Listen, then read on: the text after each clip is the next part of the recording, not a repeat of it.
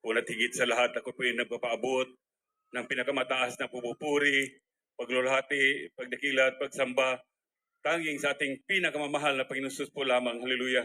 At dubling paggalang po sa ating ginagalang mahal na Pastor Evangelist Wilde Estrada Almeida, the end-time prophet about loving God. Hallelujah. At sa pag-alala ng mga gininturo at aral ng ating ginagalang malastan Pastor Lina si Almeida.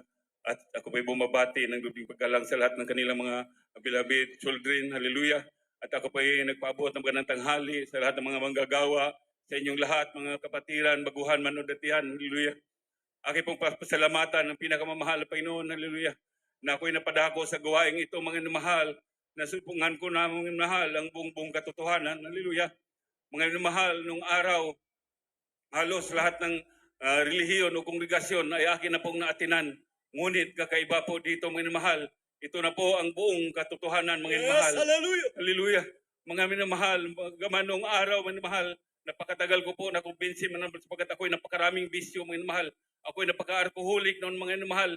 Kapag hindi ako nakainom, mga mahal, ako po'y nanginginig. Napaka-smoker ko noon, mga mahal. Ngunit talagang mayroong nagtyaga na mga mahal na nalangin sa atin, mga mahal, at may nag-share sa akin, mga mahal. Ako po'y nagkaroon ng karamdaman, mga mahal, sa kabila ng katigasan ng puso, mga mahal.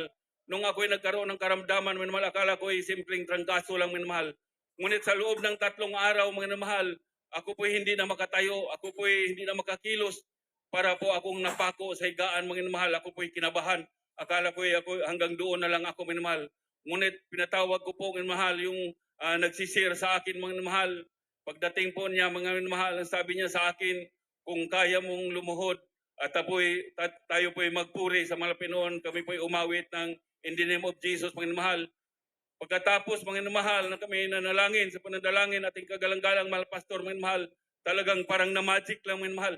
Bigla pong nawala ang aking karamdaman, mga mahal. Amen. Hallelujah. Kaya sa oras na yun, ako ay naligo pa naman sapagkat para lang nagdahilan, mga mahal.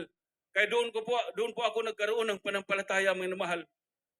Na totoo pala ang Diyos ay nagpapagaling, mga mahal.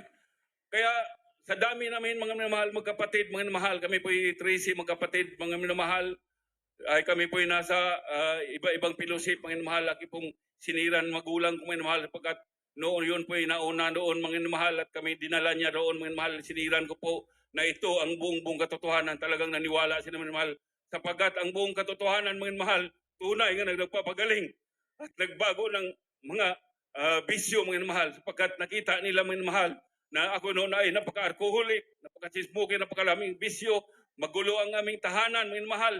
Palagi po kami naghihiwalay ang aking beloved wife, mga mahal, sapagkat napaka-gulo, mga mahal, sapagkat ako lagi kaming walang pira, na puro lang inom ang natupag ko nung araw, mga mahal. Kaya nakita po ng aking mga magulang, mga mahal, tunay po na nakumbinsi, mga mahal. Ngunit hindi po madali ang lahat, mga mahal. Talagang nung dumating yung pagsubok, mga mahal, yung magulang ko pang, mga mahal, gusto pong itakbo ng ospital yung aking beloved wife, sapagkat siya ay nagkaroon ng karamdaman, mga mahal. Talagang sinubok kami ng Malapinon. Ngunit kami na natili na ng palataya sa pinakamamahal Pinon. Sa loob ng 5 buwan, mga mahal, talagat butot balat na po siya, mga mahal. Malaki yung kanyang tiyan, mga mahal. Akala ko din, mga mahal, ay siya'y kukunin ng ating pinakamamahal Pinon. Ngunit isang araw, mga mahal, pag nag-overnight kami, siya'y nalihan sa mga manggagawa, mga mahal. Talagang siya'y biglang pinagaling ng pinakamamahal na Panginoon. Amen. Hallelujah. Bagaman ang kanyang mga kapatid, mga mahal, ay nasa Iloilo, nakarating po dito, mga mahal. Talagang nakarating po doon na siya ay nagkasakit at baka hindi na nila makita. Kaya mga mahal, ang aking mga kapatid, sinisiran ko po sila. May kapatid po ako sa Cebu, mga mahal, nung naparating siya ng Maynila, sinisiran ko siya ng sinisiran, mga mahal, sapagkat siya ay talagang makasanlibutan ng mga pananamit, mga mahal. Ang sabi niya sa akin, parang nasiraan lang daw ako ng bait. Ngunit talagang hindi ko akalain, mga mahal, siya ay tatawagin din ng mahal Panginoon sa pamagitan ng karamdaman, mga mahal. Siya ay binulag ng mahal Panginoon, mga mahal. Hindi na po siya makakita, kaya wala siyang choice, mga mahal, kundi hanapin niya ang banal na gawain. Nakita niya sa tabunok, mga mahal, siya ay nagpabautismo at muli siyang pinakita ng pinakamamahal na Panginoon. Kaya siya mainit na naglingkod sa pinakamamahal na Panginoon.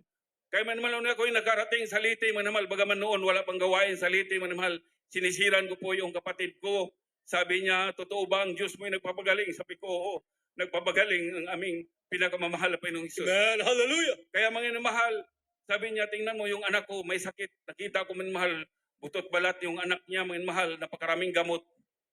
Sabi ko, baka magdududa ka na napapagaling siya ng gamot. Kailangan wala na siyang gamot, naubos na. Sabi niya, hindi, alisin na lang, itapo na yung gamot. Kaya sabi ko, umawi tayo ng in the name of Jesus, pagpuri tayo mahal na Panginoon. Talaga mga mahal, pinapanalangin namin sa panadalangin ng kagalang-galang mahal pastor, mga mahal, talagang instant, mga mahal. Siya'y pinagaling, hallelujah, Oh, ng glory to pinakamamahal na God. Panginoon. Kaya nga aking mga kapatid, mga mahal, nakita nila ang himala, sila'y nakumbinsi sa pamagitan ng himala sa gawain ito, mga mahal. Bagaman hindi sa kaagad-agad nagpabotismo sapagkat malayo yung Cebu, nakita na naman niya mga mahal ang anak niya na maiksi ang kabilang paa, dalaga pa naman yung isa, parang tagilid maglakad, mga mahal. Sabi niya, mahal na Panginoon, magpabotismo na ako, ibalik mo yung lakad ng anak ko. Tunay na binalik ng mahal na Panginoon, mga mahal. Amen. Kaya Hallelujah. pumunta sila ng Cebu, doon po sila nagpabotismo, mga mahal, hanggang nagkaroon ng gawain sa Leyte, mga mahal. Kaya mga mahal, ako po nagpasalamat sa mahal na Panginoon sa mga himala. Totoo po mga mahal, maging ang kahirapan, mga mahal, inalis po sa amin, mga mahal. Totoo ang pagbibigay, mga mahal. Dahil noon mga minahal, napakahirap sa lahat ng mga magkapatid, mga mahal. Ako na pong pinakamahirap, talagang walang-wala ako noon, mga mahal. Halos hindi ako makabayad ng bahay. Ngunit nung nakilala ako pong pinakamamahal na Panginoong Isus, mga mahal, hallelujah.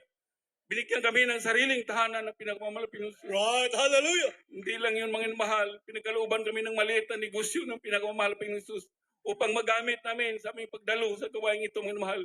Binigyan kami ng sariling sasakyan ng ating pinakamamahal na Panginoong Isus. Hallelujah. Kaya kami nagpapasalamat sa pinakamamahal na Panginoong Isus sa lahat ng mga pagpala, pinansyal, pisikal, material at higit sa lahat sa espiritual ng mga pagpapala.